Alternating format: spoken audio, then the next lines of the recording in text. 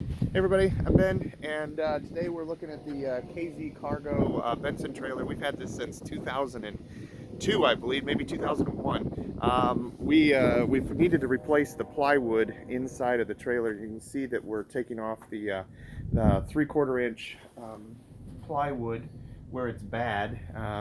This beam here is twisted, and the end cap is also broken. You can kind of see where that's broken there. So we're going to put a brand new one of those on there. And while we're doing everything, we're going to basically fix everything up so it's kind of like brand new. And it hasn't been really fixed up or worked on for quite a long time. So that's what the Benson trailer looks like.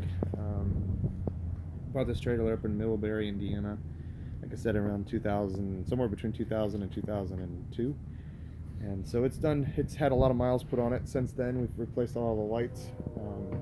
But now it's time for the floor to be replaced. So that's the update on the KZ car.